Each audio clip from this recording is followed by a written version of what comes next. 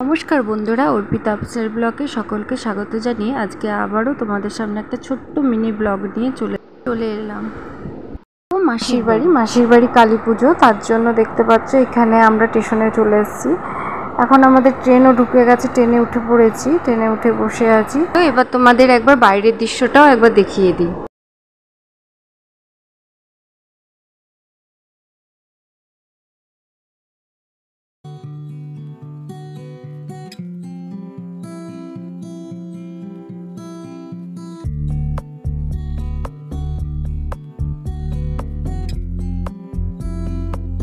বাড়ি চলে এসেছি, বাড়ি এসে দেখো রেডি হয়ে নিয়েছি, এখন যাব ঠাকুরের ওখানে। তাহলে এবার চলো মায়ের দর্শনটা তোমাদের করিয়ে দিই।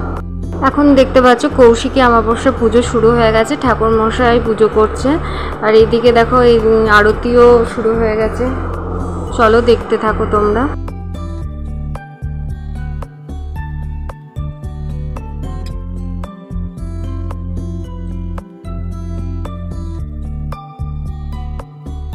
এখন পুজো কমপ্লিট, এবার আমরা প্রসাদ খেতে বসে পড়েছি।